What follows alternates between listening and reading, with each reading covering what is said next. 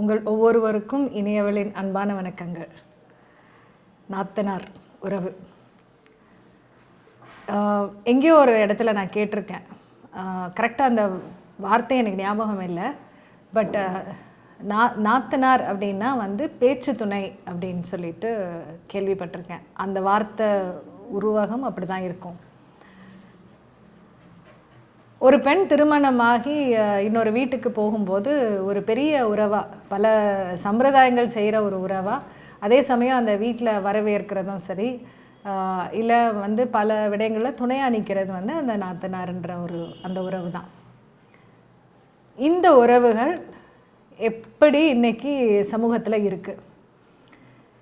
பல இடத்துல அது ஒரு நல்ல நட்பாக மாறி இருக்கு. ரொம்ப அழகான ஒரு நட்பாக, கூட நிற்கிற ஒரு துணையாக மாறி இருக்கு. அப்படி இருக்கணுங்கிறது தான் விதிமுறை. அந்த உறவின் விதிமுறை அதுதான். இவங்க ரெண்டு பேரும் எல்லா விதத்துலேயும் அண்ணனுக்கு சப்போர்ட்டு, கணவருக்கு சப்போர்ட்டு அப்படிங்கிற மாதிரி இருக்க வேண்டிய ஒரு அழகான உறவு. ஆனால் இன்றைக்கி அந்த உறவுமே கெட்டு போகிறதுக்கு காரணமான மூலம் என்னன்னு பார்த்தீங்க அப்படின்னா, அந்த மாமியார், கணவருடைய என்ன சொல்கிறது, மகனுடைய அந்த மாமியார், அவங்களால பல விஷயங்கள் ரொம்ப மோசமாக நடக்குது. எப்படி ஆரம்பிக்குதுன்னு பார்த்தீங்க அப்படின்னா, இந்த நாத்தனார் எல்லாமே அழகாக தான் ஆரம்பிப்பாங்க. சரி, நம்ம அண்ணனுக்கு இல்லை நம்ம தம்பிக்கு நல்ல ஒரு பெண் கிடைக்கணும், தேடி போய் டிசிஷன் எடுக்கிறதுல அவங்களுக்கு ஒரு பெரிய ஒரு பங்கு இருக்குது. அவங்க ஒரு அண்ணனோ ஒரு தம்பியோ தன்னுடைய தங்கையோ இல்லை அக்காவையோ பார்ப்பாங்க. ஓகேவா, நான் திருமணம் பண்ணலாமா, லவ் பண்ணால் கூட அவங்களுடைய அப்ரூவலுக்காக வெயிட் பண்ணுவாங்க. ஏன்னா அவ்வளோ அழகான உறவு, அண்ணன் தங்கச்சி உறவு, அக்கா தம்பி உறவு. அந்த அப்ரூவல் அவங்க எதிர்பார்ப்பாங்க. தாய் தகப்பனுக்கு பிடிக்குதோ இல்லையோ, இவங்களுக்கு பிடிச்சிருக்கணும் அப்படிங்கிறதுல ஒரு பையன் ரொம்ப உறுதியாக இருப்பான். அதனால் அங்கே ஆரம்பம் மோஸ்ட்லி நிறைய நேரம் பிரச்சனைக்குரியதாக இருந்தது கிடையாதுங்கிறது தான் என்னுடைய அனுபவம். இந்த லவ் மேரேஜில் வேணால் பிரச்சனைகள் இருக்கலாம். நாங்கள் தான் விரும்பும் பெண்ணை திடீர்னு கொண்டு நிறுத்தினா வேணால் அந்த பெண்ணுக்கு கோபம் வரலாம். இயல்பாக இந்த பெண்ணை நான் விரும்புகிறேன், நீங்கள் என்ன சொல்கிறீங்கன்னு கேட்டால் அது வேறு மாதிரி டிரான்சாக்ட் ஆகும்.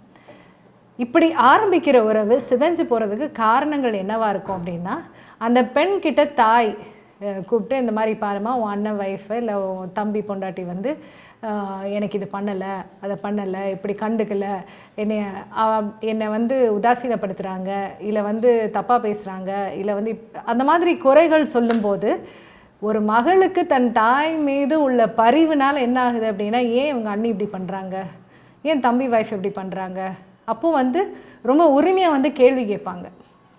அது உண்மையாக இருக்கும் பட்சத்தில் இந்த திருமணமாகி வந்த பெண் அதுக்கு சரியான பதிலை கொடுக்கலாம், இல்லை கண்டுக்காமல் போகலாம், இல்லை வெறுப்பாக மாறலாம். இவங்க யார் சும்மா சொல்கிறது, இவங்க தான் கல்யாணம் பண்ணிட்டு போயிட்டாங்கல்ல, இவங்க எதுக்கு இதில் நுழையிறாங்க அப்படிங்கிற ஒரு கோபமும் வரும். இன்னொரு இடத்துல எங்கே பிரச்சனை வருது அப்படின்னா, இப்போ அந்த நாத்தனார் இருக்காங்க இல்லையா, அவங்களுக்கான அந்த தேவைகள் எல்லாமே அதாவது தாய்மாமன் இடத்துல இருந்து தன்னுடைய கணவர் தான் முன்னாடி நிற்க வேண்டிய இடத்துல இருக்காங்க. தன்னுடைய கணவருக்கு தன்னை நல்லா வச்சுட்டு தன்னுடைய கணவருக்கான மரியாதை முழு அளவு கிடைக்குது அப்படின்ற போது அந்த பெண் அந்த நாத்தனாருடைய உறவு அழகாக நீடிக்குது. பல இடத்துல விட்டு கொடுக்காமல் இருக்க அண்ணிகளையும் தம்பி மனைவிகளையும் நான் பார்த்துருக்கேன். ஒரு தன்னுடைய மருமகள் வயசுக்கு வரும்போதோ, இல்லை மருமகனுக்கு ஒரு காதுகுத்து பண்ணும்போதோ, இல்லை திருமணம் பண்ணும்போதோ அந்த பெண்ணானவள் தாய்மாமனோடு நெருங்கி நின்று ரொம்ப அழகாக பண்ணுவாங்க. இது ரொம்ப ஒரு ஆழமான உறவு. இந்த ஆழமான உறவு கெட்டு போகிறதுக்கு காரணம் சுற்றி இருக்கிற உறவுகள் தான். அடுத்து பார்த்திங்கன்னா பொசசிவ்னஸ். சில பெண்கள், பல பெண்கள், அதுவும் இப்போது ஒரு பெண் ஒரு ஆண் அப்படிங்கிற அந்த ஒரு நிலை வந்தாச்சு. அப்போது தன்னுடைய அண்ணனோ தன்னுடைய தம்பியும் தன்னை விட, ஏன்னா அது வரைக்கும் பார்த்திங்கன்னா சென்டர் ஆஃப் அட்டென்ஷன் அவங்களா தான் இருந்திருப்பாங்க. அந்த பையனுக்கு சென்டர் ஆஃப் அட்டென்ஷன் எது வாங்கினாலும் அக்காவுக்கு தங்கச்சிக்கு, எது பண்ணாலும் அக்கா தங்கச்சிக்கிட்ட பேசாமல் பண்ணியிருக்க மாட்டாங்க. சில சமயம் தே வில் டூ அந்த என்ன சொல்கிறது, கூட்டு களவாணித்தனம்லாம் பண்ணுவாங்க அம்மா அப்பாவுக்கு தெரியாமல்.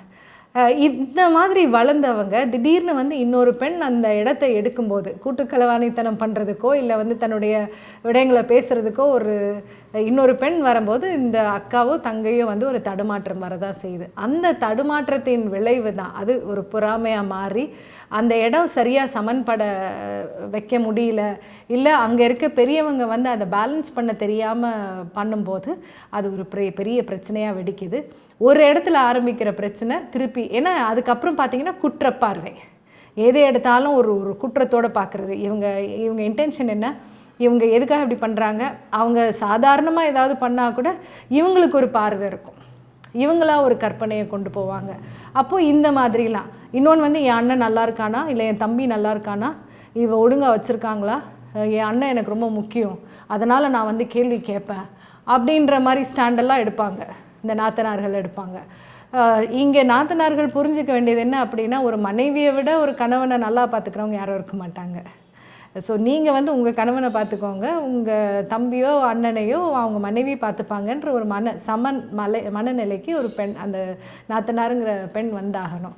அதே மாதிரி திருமணம் பண்ணிட்டு போகிற பெண் வந்து நெருக்கமாக இருக்கிற அந்த அண்ணன் தங்கை உறவோ இல்லை அக்கா தம்பி உறவையோ வந்து குழப்புறதுக்கு முயற்சி பண்ணக்கூடாது. ஏன்னா அது ஒரு நட்பு, அது ஒரு ஆழமான நட்பு. சிறு வயதிலிருந்தே வந்து எல்லாத்தையுமே பரிமாறிக்கிட்டு வளர்ந்த ஒரு நட்பு. சில சமயம் படுக்கையை கூட பகிர்ந்துக்குவாங்க, ஒரே ரூம் பகிர்ந்துக்குவாங்க. அப்போது அவங்களுக்குள்ளார ஒரு என்ன சொல்கிறது, அந்த சிஸ்டர் பிரதருங்கிறது வந்து ரொம்ப ஒரு அழகான ஒரு ஒரு உறவு. அந்த எல்லாமே கேட்டு பண்ணுவாங்க. ஒரு பொருள் வாங்கினோன்னாலும் அக்கா வாங்கட்டா, என் வீட்டில் நடக்கும் அது, அக்கா வாங்கட்டா, அக்கா என்ன சொல்கிறீங்க, அதாவது தாய் தகப்பனை விட அக்கா கிட்ட அதிகம் போகிற ஒரு பழக்கம் ஆண்களுக்கு உண்டு.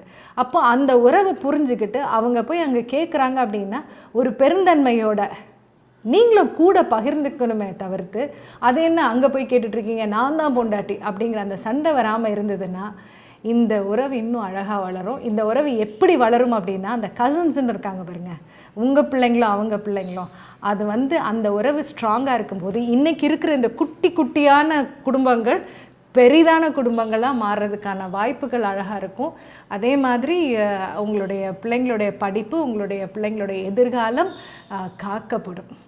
ஏன்னா ஒரு பொண்ணை கட்டி கொடுக்குறோன்னு வச்சுக்கோங்க, நம்ம பெரிய குடும்பமாக போகணும்னு நினைப்போம். காரணம் என்ன, இத்தனை பேர் இருக்காங்க, என் பொண்ணை நல்லா பார்த்துக்கோங்க அப்படின்னு சொல்கிற அந்த மனநிலை. அப்போ அந்த மனநிலை உருவாக்கணும்னா இன்றைக்கி இருக்கிற இந்த ஒரே ஒரு அண்ணன், ஒரே ஒரு தம்பி, ஒரே ஒரு தங்கச்சி, ஒரே ஒரு அக்கா, இந்த உறவுகளை அழகுபடுத்தணும். அப்போ நாத்தனார் உண்மையிலேயே பேச்சு துணை தான். எல்லாத்தையும் பேசி துணையாக இருக்க வேண்டிய அந்த உறவை அழகாக உறுதியாக நம்ம வச்சுருந்தோம் அப்படின்னா அதை விட அழகு எதுவுமே இல்லைங்க. ஸோ இங்கே நாத்தனார்கள் எல்லாருக்குமே வாழ்த்துக்கள். அழகாக வாழ என்னுடைய பிரார்த்தனைகள். நன்றி.